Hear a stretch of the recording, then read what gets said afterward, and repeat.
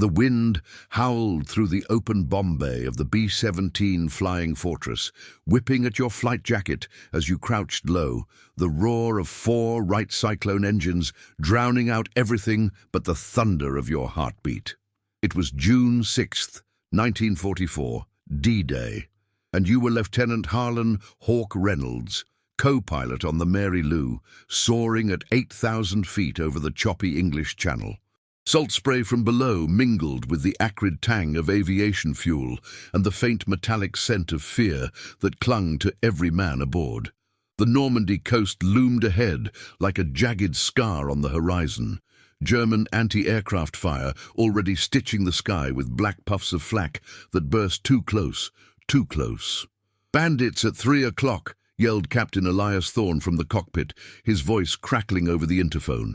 You gripped the control yoke tighter, your gloved hands slick with sweat, as the waist gunners swiveled their 50 caliber machine guns toward the swarm of Messerschmitt Bf-109s diving from the clouds. Bullets pinged off the fuselage like deadly hail, and the Mary Lou shuddered as a shell grazed the wing, sending shards of aluminum spiraling into the void. Below, the invasion armada stretched endlessly, thousands of ships disgorging troops onto blood-soaked beaches, the air thick with the smoke of naval barrages and the cries of the wounded carried on the wind. In the belly of the plane, amid the chaos, Sergeant Tommy "Pidge" Malone knelt by the wicker baskets strapped to the bulkhead. He was a wiry kid from Brooklyn, barely 20, with freckles across his nose and a perpetual squint from too many hours staring at the sky. Pigeons, dozens of them, cooed softly in their compartments, their iridescent feathers ruffled but calm, as if they knew their moment was coming. Tommy's job wasn't glamorous like the gunners or the bombardiers. He was the birdman, the unsung handler for the 801st Bombardment Squadron's secret weapon. These weren't just any birds. They were homing pigeons bred for war, each one tagged with a serial number and a tiny aluminum leg band holding a message capsule no bigger than a thimble. "Drop zone in 2 minutes," Thorne barked. The plane banked hard, evading another burst of flak that lit the dawn sky like fireworks gone wrong. You felt the G-forces press you into your seat, the altimeter spinning wildly as you descended toward 2,000 feet. The radio crackled with frantic chatter. "Eagle 1 to base, troops hitting Omaha hard, heavy resistance." But lines were jammed, signals jammed by German jammers, and the brass back at Schaeff needed eyes on the ground, real-time intel that radios couldn't deliver without risk of interception. Tommy unlatched the first basket, his hands steady despite the plane's violent lurches. "Easy, girl," he murmured to the lead bird, a plump hen named Cher Ami the Saint, named after the WWII legend that had saved a battalion at the Meuse-Argonne. She was a champion homer, clocked at 60 miles per hour over 100 miles, faster than any motorcycle courier dodging Luftwaffe patrols. Strapped to her leg was a canister with microfilmed reports, enemy positions, troop movements, the grim tally of Allied casualties on Sword Beach. Tommy's fingers, calloused from months of training these feathered couriers, clicked the release. The bomb bay doors groaned open, and with a gentle push, Cher Ami Sekun tumbled into the slipstream. You watched from the cockpit window as she caught the updraft, wings spreading wide against the grey expanse of sky. For a split second, she seemed to hang there, a speck of life amid the mechanical behemoths and the roar of war. Then she was gone, arrowing toward the cliffs of Normandy, her internal compass unerring, drawn home to the lofts at RAF stations in England. No engine to fail, no fuel to run dry, just instinct honed over generations, carrying secrets that could turn the tide. Back in the plane, the tension ratcheted up as the Messerschmitts closed in. Tracer rounds zipped past, one shattering the plexiglass nose, forcing you to yank the yoke and climb. "Gunner down!" someone shouted. Poor Ramirez slumped over his mount, blood staining his leather helmet. Tommy scrambled to help, but his birds came first. He prepped the next 3, each loaded with coordinates for paratrooper drops gone awry behind Utah Beach. The pigeons were the fastest link in the chain, outpacing even the fastest jeep or horse. In training runs over the Midlands, they'd beaten dispatch riders by hours, slicing through fog and storm that grounded plains. As the Mary Lou levelled out, spitting return fire from her turrets, you glanced at the navigator's chart, red lines marking drop points from Point du Hoc to the Orne River. Ultra-intelligence had pinpointed the German defences, but it was these birds that would confirm the breakthroughs in real time. One wrong message, and thousands more would die on those sands. Thorne's voice cut through. "Pidge, release 'em all, now!" Tommy nodded, his face pale but resolute, and opened the baskets in sequence. Pigeon after pigeon launched into the fray, their wings a blur against the tracers. One clipped a flak fragment, feathers exploding in a white puff, but the others pressed on, vanishing into the haze. Hours later, as the Mary Lou limped back to her base at RAF Alconbury, engines coughing on damaged props, you slumped in your seat, the adrenaline crash hitting like a wave. The mission logs would note the bomb runs, the dogfights, the losses, but not the birds.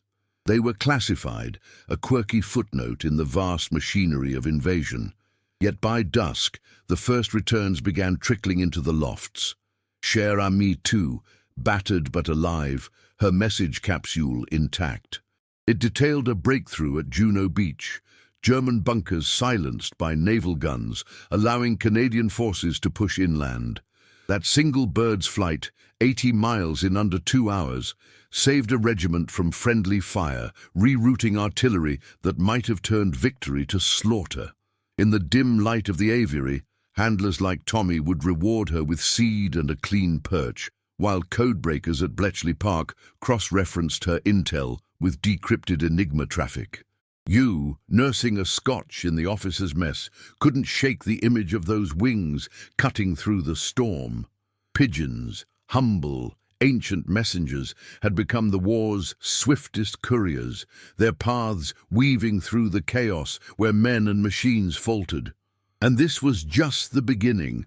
As the front lines bled across Europe, these birds would carry the whispers that shortened the fight, one flutter at a time. The next drops would test them further, into the heart of the Reich, where every mile risked the Falcon patrols and the guns waiting below. But for now, in the quiet aftermath of D-Day, you raised a glass to the unseen allies, the ones that flew without orders, driven only by home. The summer rain lashed against the canvas tent at Forward Operating Base Tempelhof, just outside the shattered spires of Caen, France, on July 20th, 1944. You were Captain Harlan Hawk Reynolds now, promoted after that hellish D-Day run, your shoulders aching from the weight of the new bars pinned to your olive-drab tunic. The air hung heavy with the earthy musk of sodden fields and the sharper bite of cordite from yesterday's artillery duel, where British Tommies had clawed another mile from the bocage hedgerows. Mud squelched under your boots as you ducked inside the makeshift aviary, the flap slapping shut behind you like a reprimand. Lantern light flickered across wire cages stacked like cordwood, illuminating the soft coos of 24 pigeons settling into their perches after a long transit from England. Sergeant Tommy Pidge Malone was already there, his Brooklyn accent cutting through the patter of rain on the tent roof as he checked leg bands with a pocket flashlight. These babies made the hop from Alconbury in record time, Captain. 40 miles against that gale, tougher than some of the brass back at Schaff. Tommy's face was gaunt, shadows under his eyes from nights spent nursing birds through the Channel crossings, but his grin was infectious, a spark of defiance in the gloom. He wore the standard issue fatigues, sleeves rolled up to reveal tattoos of wings on his forearms, ironic given his charges flew without them. You nodded, wiping rain from your brow, the chill seeping into your bones as you surveyed the loft. These weren't the same birds from Normandy. A fresh batch from the pigeon service at Fort Monmouth, New Jersey, shipped over on Liberty ships, crammed with everything from jeeps to jelly beans. Each pigeon was a marvel of selective breeding, spards from Belgium, crossed with Danish tumblers for speed and stamina. They could cover 500 miles in a day, homing on magnetic fields and landmarks etched into their tiny brains, outstripping any radio signal that German direction finders could triangulate. But here, in the push toward Falaise, the front was a meat grinder. Hedgerows laced with mines, SS Panzers lurking in the mist, and Luftwaffe spotters picking off anything that moved. "Briefing says we're dropping supplies to the 101st tonight," you said, unfolding a damp map on a crate that served as a table. Red arrows snaked from Caen toward Paris, marking Patton's Third Army breakout. Parachute canisters to isolated pockets, Maquis saboteurs cut off behind lines. Radios are suicide. Jerry's got every frequency locked. It's the birds or nothing. The plan was audacious. C-47 sky trains would skim the treetops at dusk, releasing bundles of K-rations, ammo and explosives, plus pigeons in reinforced wicker pods. Once on the ground, resistance fighters would attach reports, Jerry pillbox locations, V-1 launch sites to the birds' legs, and release them back to Tempelhof. One bird, one message, faster than a courier on a stolen bicycle. Tommy whistled low, securing a capsule to a test bird named Liberty Bell, a sleek cock with a white bib and eyes like polished obsidian. "She'll do 70 knots easy, even loaded. Remember that trial over Salisbury Plain? Beat the dispatch truck by 3 hours through a squall." His hands moved with practiced grace, the aluminum band clicking into place, sealing film negatives etched with codes that Bletchley Park's boffins would decode alongside Enigma intercepts. You felt the weight of it all, these feathered spies bridging the gap where human runners fell to snipers or tanks. As evening fell, the base stirred like a hornet's nest. Jeeps growled to life, their headlights cutting fog-shrouded paths to the airstrip, where ground crews swarmed the C-47s, nicknamed Goonie Birds for their ungainly waddle. You climbed aboard the lead plane, Daisy May, the co-pilot seat creaking under you as the props spun up, filling the cabin with the throaty rumble of Pratt & Whitney engines.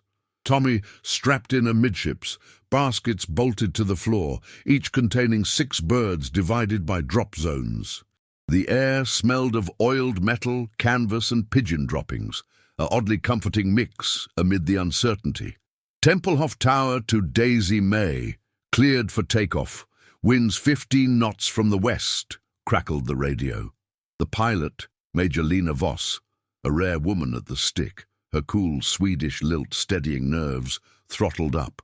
The plane lurched down the muddy runway, bumping over shell craters, then lifted into the twilight, wings slicing through low clouds heavy with the threat of storm. Below, the Norman countryside unrolled like a battered quilt, burned-out farms, the glint of abandoned tiger tanks rusting in ditches, and the distant flash of artillery illuminating the horizon. "Bandits possible. Stay low," Voss warned, nosing the Daisy May down to 500 feet. The altimeter needle trembled as treetops blurred past, branches whipping the underbelly. You gripped the yoke in auxiliary, heart pounding in sync with the engine's drone. Tracer fire erupted from a tree line. German patrols, their MG-42s chattering like chainsaws. Bullets thudded into the fuselage, one punching through the cargo door inches from Tommy's head. He cursed in Brooklynese, shielding the baskets as the plane bucked. "Hold steady, birds! Almost there!" The first drop zone flashed below, a clearing near St. Lo, where Patton's spearhead had stalled against 80 Mitut's guns. Voss hit the release, and canisters tumbled out, parachutes blooming like white flowers in the dusk. Tommy unlatched the pod, his face illuminated by the red glow of the cabin light. "Go get 'em, you feathered freight trains!" One by one, the pigeons launched into the slipstream, wings catching the air with urgent flaps. You twisted in your seat to watch through the window, 5 specks arrowing groundward, dodging the hail of ground fire. One vanished in a puff of feathers, hit by a lucky shot, but the others landed amid the Maquis, who waited with lanterns dimmed to avoid patrols. Deeper into the night, the second drop tested the limits.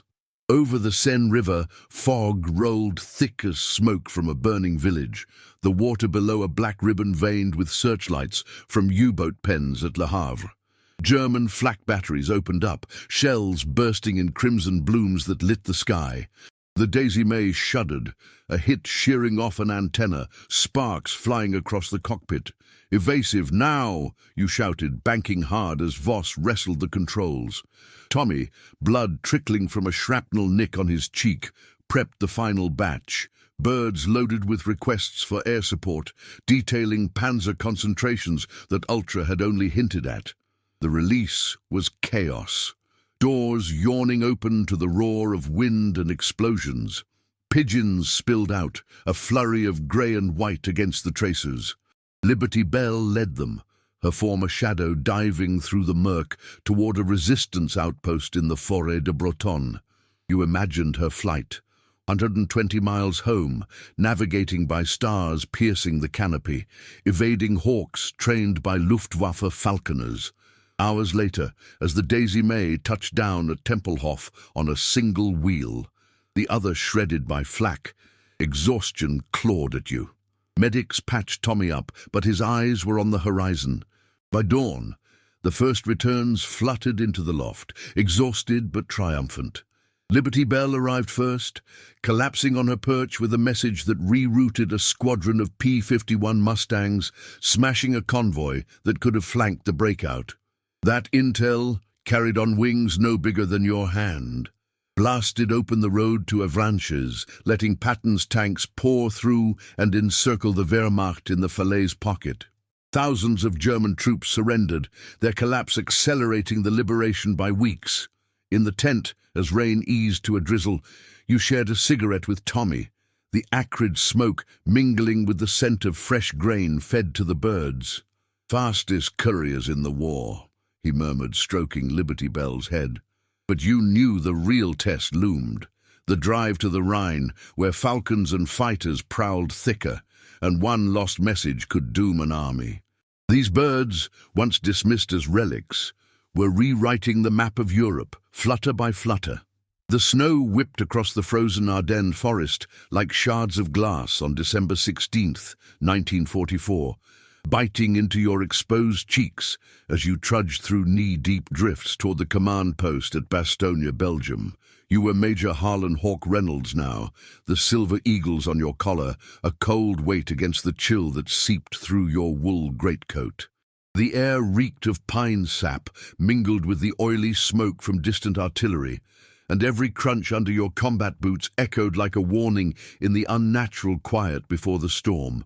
German shells had started falling at dawn, sudden, thunderous, shattering the false peace of the quiet sector along the front.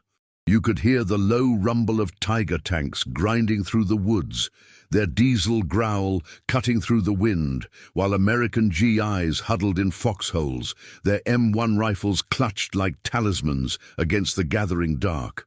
Inside the snow-crusted tent that served as 101st Airborne headquarters, the air was thick with the heat from a sputtering pot-belly stove and the sharp tang of wet wool and unwashed bodies. Maps sprawled across a folding table, marked with frantic red grease pencil lines, showing the bulge in the lines where SS panzers had punched through. Brigadier General Anthony McAuliffe paced, his face etched with exhaustion under the helmet liner shoved back on his brow, barking orders into a field phone that spat static. Bastonia's cut off. No resupply, no relief. Radios are jammed by that damned weather. Jerry's got every wavelength sewn up.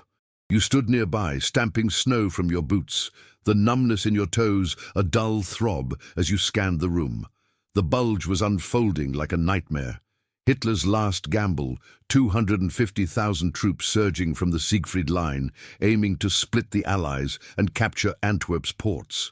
Sergeant Tommy "Pidge" Malone burst through the flap, his parka dusted white, carrying a reinforced crate slung over one shoulder like a duffel.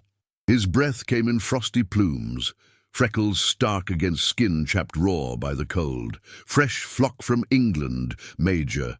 Air dropped last night before the fog closed in. 8 birds. Prime stock from the Racing Homer Association. They'll cut through this blizzard like knives. Tommy's voice held that Brooklyn edge, steady even as he set the crate down with a thud, the soft coos inside muffled by straw packing.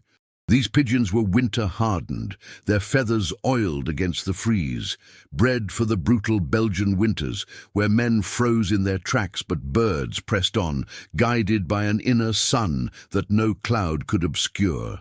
You helped him unpack, the wooden lid creaking open to reveal the birds, nestled in partitioned compartments, their eyes bright beads in the lantern glow. Leading the lot was a grizzled cock named Iron Duke, his plumage a mottled grey that blended with the storm outside, leg band stamped with U.S. Army Signal Corps markings. Tommy checked the capsules, tiny brass tubes for rolled messages or microfilm, his fingers nimble despite the frostbite scars on his knuckles from a channel run gone wrong. They're faster than skis in this slop, Hawk, 60 miles an hour, even headwinds. Remember those trials in the Scottish Highlands? Outpaced the weasels by double. The M29 weasels were the Army's tracked jeeps, tough but no match for a pigeon's unerring path when blizzards grounded everything with wings or wheels. McAuliffe turned, his eyes narrowing at the crate. Birds in this mess? We've got screaming eagles fighting hand to hand, and you're betting on feathers? But desperation laced his tone. The 101st was surrounded, ammo low, medics rationing morphine while wounded screamed in the aid station. Radios failed in the ether-jammed silence, runners picked off by snipers in the whiteout. You explained quick, voice low, pigeons had proven it from Normandy to the Rhine, delivering coordinates for P-47 Thunderbolt strikes that shredded panzer columns, confirming Maquis hits on supply dumps. One bird from Falaise had carried film exposing a fuel shortage in the Wehrmacht, letting Montgomery's hammers fall true. Tommy prepped Iron Duke first, attaching a canister with queries scrawled in code. Enemy troop strengths at the Our River bridges, V2 sites hidden in the pines. The bird shifted on his perch, sensing the moment, as Tommy murmured, "Fly true, you old buzzard. Get this to Chalon-sur-Marne before the Krauts roll over us." Outside, the wind howled fiercer, carrying the staccato of Schmeisser fire from a probing patrol. You grabbed your Thompson submachine gun, the walnut stock slick with melt, and nodded to Tommy. "We'll get you to the ridge. Highest vantage for release. If they make it back, it's airdrops by Christmas." The trek out was hell. You and Tommy flanked by a squad of paratroopers from Easy Company, their faces blackened with camo grease under steel pots.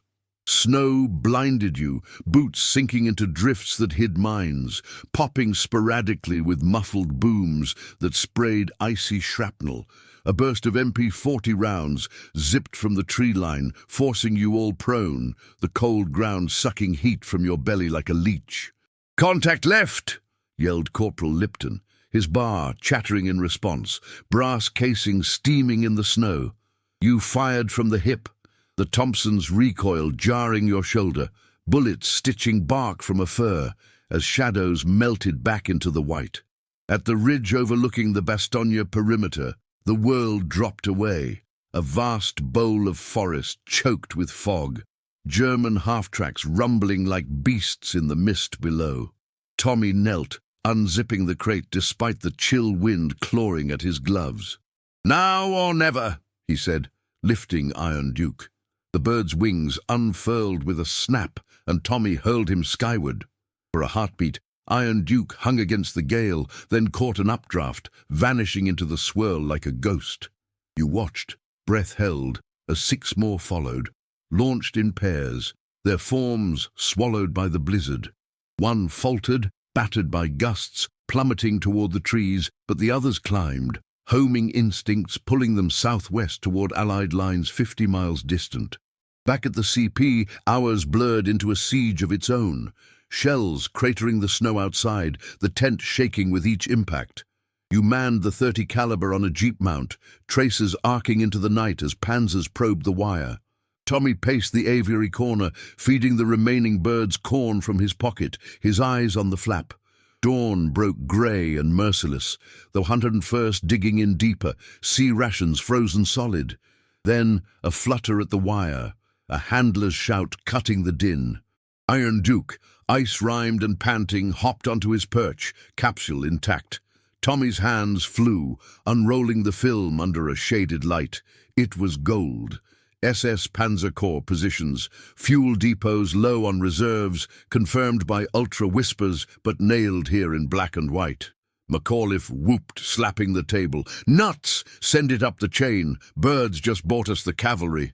That message raced via relay to Patton's HQ, rerouting the 4th Armoured Division through the muck, their Shermans breaking the ring on December 26th. But the pigeons didn't stop. Follow-ups detailed Luftwaffe raids grounded by weather, allowing B-26 marauders to paste bridges over the Meuse. As the bulge receded, you shared watch with Tommy in the thawing foxholes, the air warming with the scent of victory and diesel from advancing tanks. Iron Duke preened nearby, a survivor in a war of machines. "Fastest secret in the sky," Tommy grinned, lighting a lucky strike.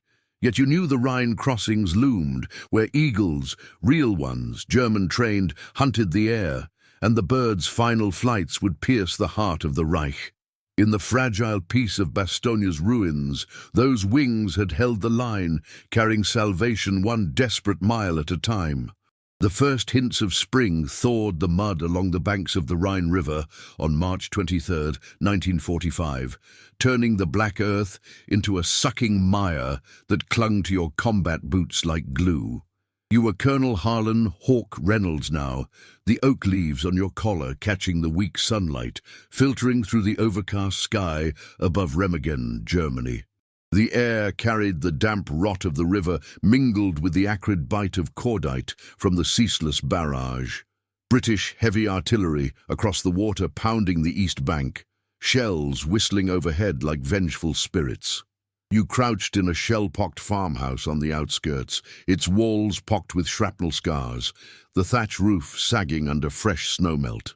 The Remington Bridge loomed in the distance, a skeletal iron span captured intact by the 9th Armoured Division just days ago, its girders groaning under the weight of advancing Shermans and GIs streaming across like ants fleeing a flood.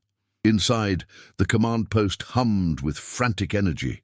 Radio men hunched over sets, crackling with interference, their faces illuminated by the green glow of dials, while aides scribbled coordinates on maps stained with coffee rings and blood.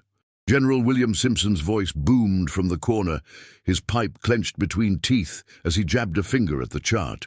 "The bridge holds, for now, but Jerry's counterattacks are massing east of the river. Panzers, flak wagons, the works. We need eyes on their build-up, or this pocket collapses." Radios were a gamble. German jamming turned signals to mush, and couriers on foot or motorcycle vanished into ambushes along the hedgerows. You felt the familiar knot in your gut, the one that had tightened from Normandy to Bastogne, knowing what came next.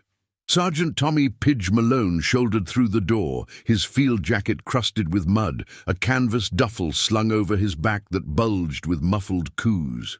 His Brooklyn drawl cut the tension like a knife. "Special delivery from 9th Air Force, Colonel. 10 birds, straight from the lofts at Ashchurch. Battle-tested flyers, these. They'll hop that river faster than a jeep in low gear." Tommy's eyes, ringed with fatigue from back-to-back runs, sparkled with that unshakable optimism. He was thinner now, the war etching lines into his freckled face, but his hands, scarred and steady, moved with the precision of a surgeon as he unzipped the bag on a rickety table. The pigeons emerged, shaking off straw, sturdy hens and cocks with leg bands gleaming under the lantern light, their feathers a mosaic of greys and whites, bred for camouflage in Europe's shattered landscapes. You leaned in, the scent of wet feathers and machine oil grounding you amid the chaos. These were the elite of the US. Army Pigeon Service, homing utility birds or hubs, clocked at 80 miles per hour in trials over the Welsh hills, outpacing even the fastest liaison planes when fog or fighters grounded them. Iron Duke's successors, they carried capsules etched with codes that synced with Bletchley Park's decryptions, bridging the gap where technology faltered. "Load 'em up," you ordered, unfolding a strip of microfilm from your pocket. Intel on suspected V2 remnants and SS holdouts. Tommy nodded, his fingers threading the tiny roll into a brass tube no wider than a pencil, snapping it onto the leg of a bird named Rhine raider, a sleek black cock with a notched beak from a prior skirmish. Outside, the barrage intensified, the ground trembling as 150 mm howitzers belched fire from the west bank. You and Tommy slipped into the dusk with a detail from the 78th Infantry Division, their M1 Garands slung low, bayonets fixed against the shadows lengthening across the fields. The Rhine churned below, swollen and muddy, its current a roar that drowned the distant clank of German half-tracks revving on the far side. "Release points that rise, overlooking the east approach," you whispered, breath fogging in the chill. Bullets snapped from a tree line as you advanced, a German patrol flushing out like rabbits. Your Thompson barked, the 45 slugs chewing through underbrush, while a GI beside you crumpled with a gurgle, his helmet spinning into the mud. Tommy dropped to a knee, shielding the duffel, as return fire stitched the air, ricochets whining off stones. At the ridge, the river valley unfolded, a cauldron of destruction, where Allied engineers wrestled pontoon bridges into place, their welding torches sparking against the gloom. Searchlights from the east bank swept the water, hunting for saboteurs, while Luftwaffe night fighters prowled the overcast, their engines a predatory drone. Tommy knelt in the lee of a shattered oak, the wind tugging at his collar as he prepped the birds. "This one's for the Panzer concentrations. Raider'll make Bonn in under an hour." He lifted the pigeon, its wings fluttering against his glove, and launched it eastward. Rhine raider caught the thermal rising from the river, banking sharply into the wind, a dark silhouette vanishing over the span. You watched the others follow, 8 in total, released in quick succession, their forms darting through the flak bursts like arrows loosed from a bow. One winged low, clipped by ground fire, feathers trailing as it splashed into the Rhine, but the rest climbed, instincts pulling them home to lofts 60 miles west, through skies thick with Me-109 patrols. The night deepened into a symphony of violence, explosions lighting the horizon, the acrid smoke of burning fuel drifting on the breeze. Back at the CP, you paced the farmhouse floor, the splintered boards creaking underfoot, as Simpson relayed orders for the push across the new bridgehead. Tommy cleaned his hands on a rag, feeding the spare birds from a pouch of millet, his voice low. "They've done it before, Normandy fog, bulge blizzard. This river's just another stream to 'em." Hours stretched like taffy, the radio hissing denials from forward observers trapped in the bridgehead, their lines cut by counterfire. Then a runner burst in, snowmelt dripping from his poncho. "First birds in, sir, from the 1st Airborne loft at Eindhoven." Tommy snatched the capsule, his flashlight beam dancing over the unrolled film in the dim light. It was dynamite, exact grid for a King Tiger battalion lagered in a quarry, ammo dumps primed for Montgomery's hammer blow. Raider made it, clean through the fighter screen. Simpson grinned wolfishly, slapping the table. "Get this to the Typhoons, rocket 'em at dawn." That message ignited the air war. Hawker Typhoons screamed in at treetop level, their 60-pound rockets turning panzers to scrap, clearing the path for the 15th Army's flood across the Rhine. Follow-up birds confirmed the route. Wehrmacht reserves crumbling, Ruhr factories exposed, the industrial heartland cracking under the weight of invasion. By midday, as you led a patrol over the captured bridge, the Ludendorff span swaying underfoot, its rivets protesting the tank traffic, the thaw brought a false warmth, mud steaming in the sun. Tommy walked beside you, duffel light now, a cigarette dangling from his lips. "Fastest couriers west of the Elbe," he quipped, exhaling smoke that curled like victory banners. But you eyed the eastern horizon, where the Harz Mountains loomed, riddled with Hitler's last redoubts. Falcons, German-trained eagles, hunted those skies now, and the birds' final trials would pierce Berlin's shadow, carrying the endgame whispers that would seal the Reich's fate.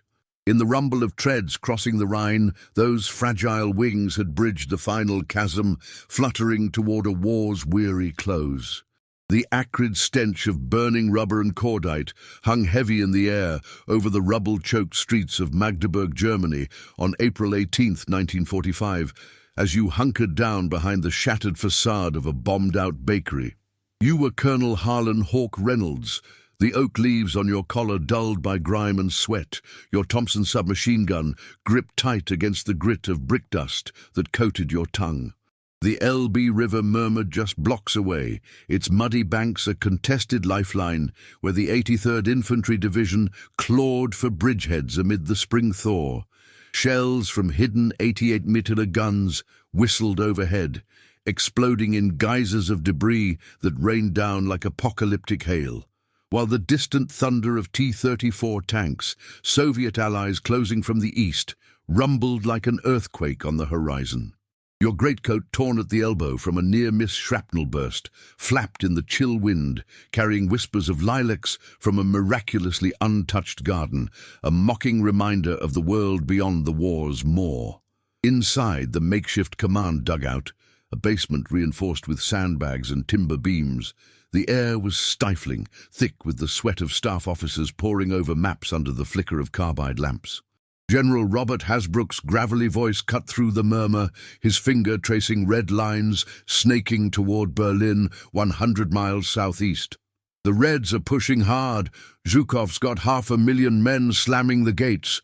But Jerry's got werewolf stay-behinds, fanatics with Panzerfausts in every alley. We need real time on their fallback lines, or this convergence turns into a slaughter. Radio sputtered uselessly, jammed by the Reich's final desperate frequencies, and motorcycle dispatchers vanished into sniper nests or minefields. You felt the pulse of exhaustion in your temples, the weight of 1,000 miles from Normandy pressing down, but your eyes locked on the canvas flap as it parted. Sergeant Tommy "Pidge" Malone ducked in, his field jacket slung over one arm, revealing suspenders stained with pigeon guano and engine grease from the C-47 hop across the lines. His Brooklyn twang was hoarse from shouting over prop noise, but his grin flashed white against the stubble shadowing his jaw. "Last batch from the Signal Corps, Colonel. 6 birds, flown in low over the Hards last night. These are the aces, crossed with Belgian racers, tough as boot leather. They'll thread this mess faster than a P-51 on afterburner." Tommy dropped his duffel with a soft thud, the muffled coos rising like a chorus of hope. He was a ghost of the kid from D-Day, lines etched deep around his eyes from too many nights coaxing exhausted birds through storms. But his hands, calloused, scarred from frostbite and flak, moved with unerring care as he unzipped the bag. The pigeons stirred, their iridescent necks gleaming in the lamplight, compact bodies bred for endurance, leg bands etched with cereals from the U.S. Army's dwindling pigeon service stocks. You knelt beside him, the cold concrete biting through your knees, inhaling the familiar musty scent of feathers and straw that had become your talisman from the Rhine to here. These hubs were the war's unsung phantoms, capable of 70 miles in an hour against headwinds that grounded Mustangs, their brains wired to navigate by the sun's polarized light and Earth's magnetic hum, evading the Luftwaffe's last eagles and hawks loosed from Berlin's zoos. Tommy selected the lead bird, a battle-scarred hen named Valkyrie, her plumage dappled grey for blending with the smoky skies. "She's carried from the Bulge. Tough bird. This loads for the Soviet link-up, cords on SS redoubts in the spree-walled marshes." His fingers, nimble as ever, threaded microfilm into the aluminum capsule, tiny negatives inked with grids for flak towers, U-boat pens turned inland forts, cross-checked against Ultra's fading Enigma scraps. The click of the band snapping shut echoed like a vow. Hasbrook eyed the setup skeptically, his cigar smoke curling toward the low ceiling. Birds against falcons and fighters. Pray they don't end up falcon fodder. But need overrode doubt. The Elbe crossings were fracturing, GIs wading waist-deep under machine gun fire, their garrons chattering in futile sprays. You nodded to Tommy. "We'll escort the release. Highest ground west of the river, away from the panzers." Grabbing your helmet, the liner sweat-soaked against your scalp. You led a fire team out into the dusk, the squad's boots crunching over glass shards and spent brass. Tommy shouldered the duffel, his M1 carbine slung across his back, freckles stark under the camo grease smeared on his cheeks. The advance was a gauntlet. You crept through alleyways flanked by gutted apartments, their windows blind eyes staring from the twilight.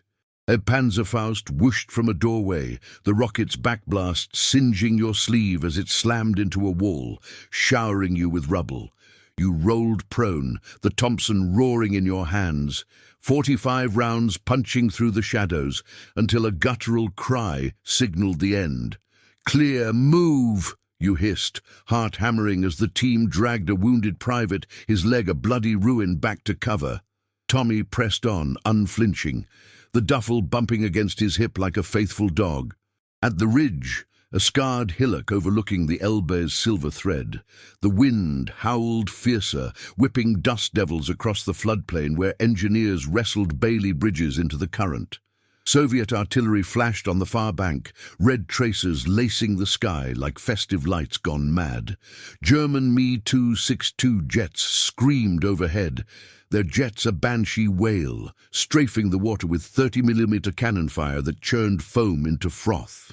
You dropped behind a low wall of sandbags, the chill seeping through your gloves as Tommy unpacked. Valkyrie's first. Aim her for the lofts at Frankfurt, 150 miles west. She'll dodge those buzz bombs like they were gnats.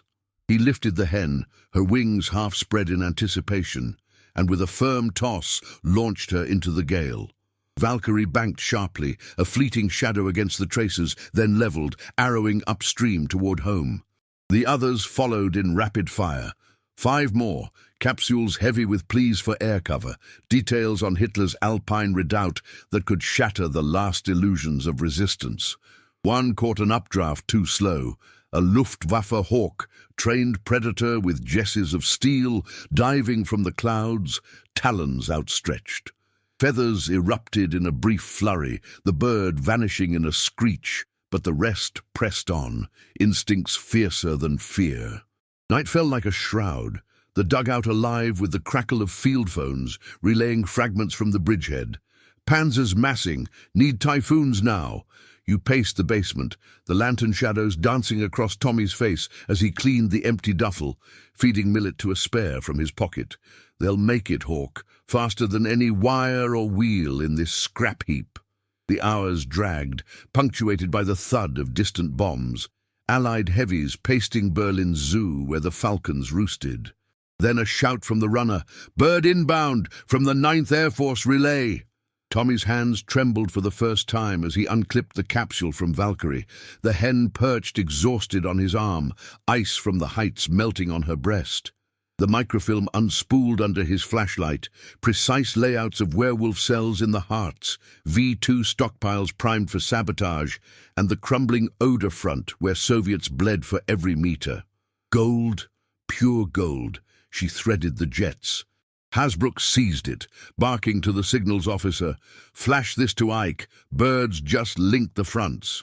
That intel surged through channels, summoning P-47s that dive-bombed the Elbe approaches at dawn, rockets turning half-tracks to infernos and clearing paths for the First Army's surge.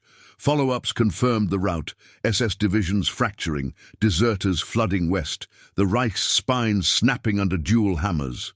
As you led the patrol back through Magdeburg's ruins, the first pink light of victory staining the sky, Tommy walked tall, Valkyrie hooded on his shoulder like a talisman. "Fastest secrets to the end," he murmured, lighting a cigarette that glowed like a promise. But Berlin's spires beckoned, the final crucible where falcons ruled the air and one lost flutter could tip the scales.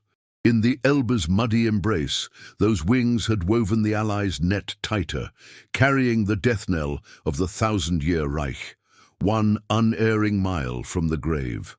The reek of charred timber and diesel fumes clawed at your throat as you peered through the jagged ruins of the Reichstag's outer wall on May 2, 1945, the heart of Berlin pulsing with the death throes of the Third Reich.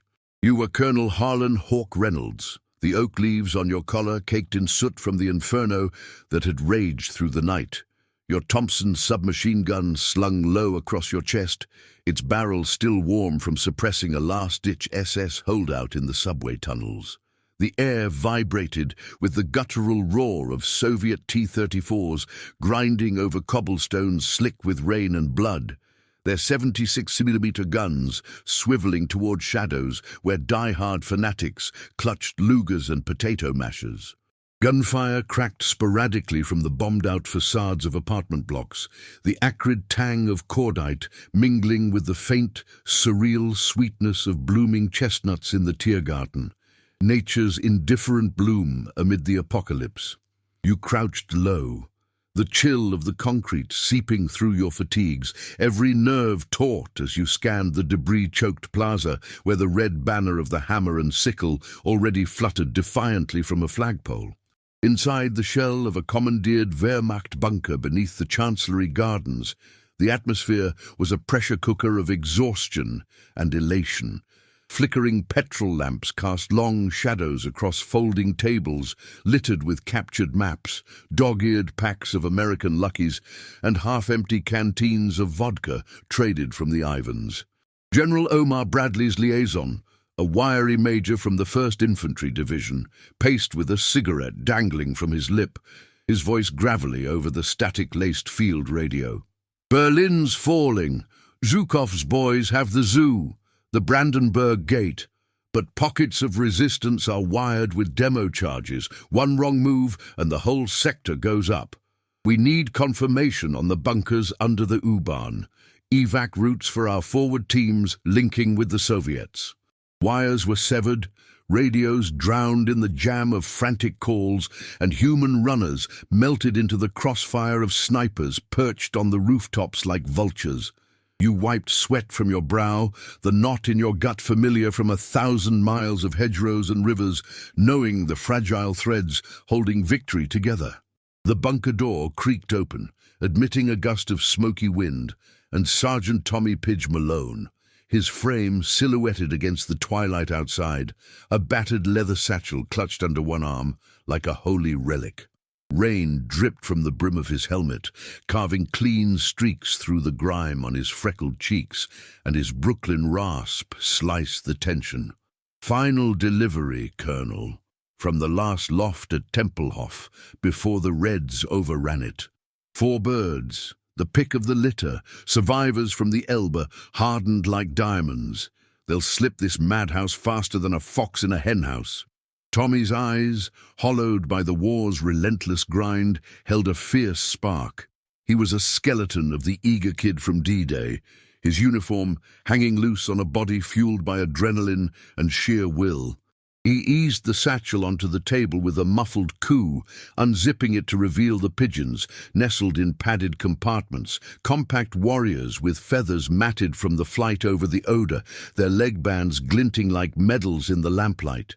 These were the endgame elite, American hubs crossed with captured German racers capable of threading 200 miles through flak and falcons, their homing drive an unbreakable chain linking west to east.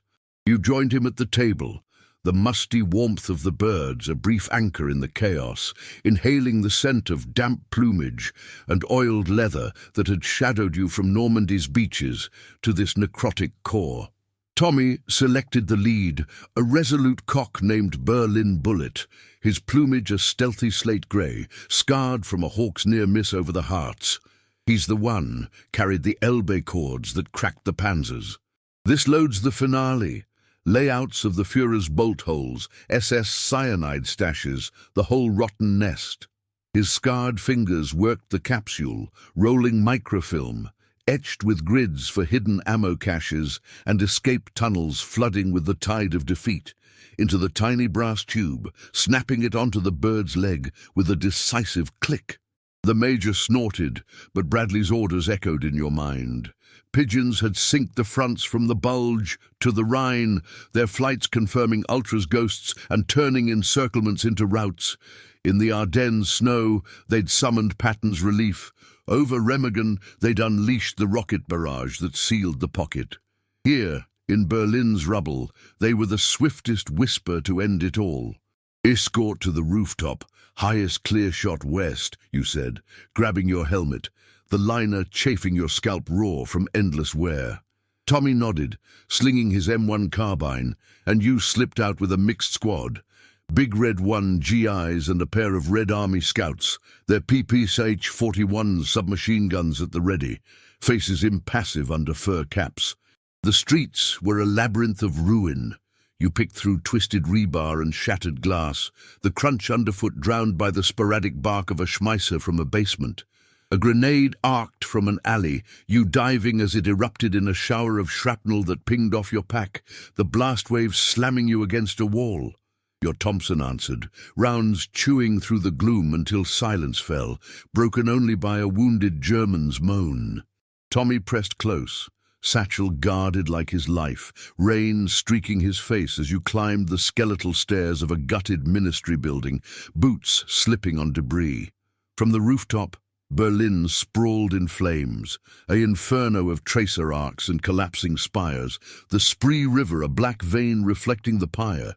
Soviet searchlights swept the sky, hunting the last Me-262s that screamed like wounded beasts, while Luftwaffe Falcons, freed from their perches in the dying hours, wheeled overhead, shadows against the smoke.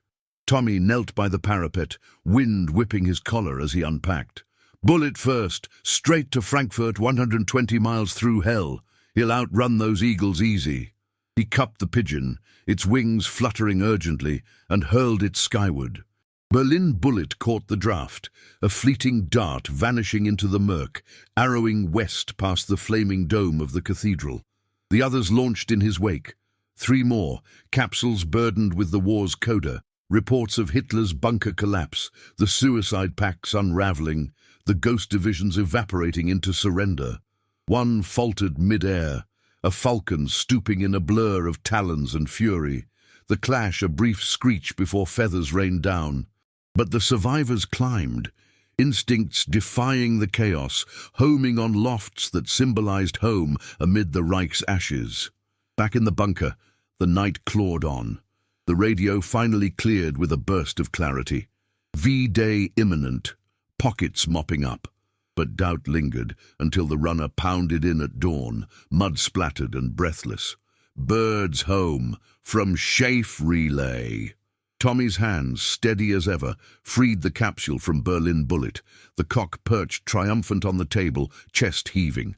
The film unspooled, irrefutable proof of the Chancellery's fall, the last werewolf cells disarmed, the Oder bridgeheads secure for the Allied Soviet clasp. The Major whooped, slapping the wall. "Birds just nailed the lid. Send it up. Eichel sign the papers." That flutter ignited the final telegrams.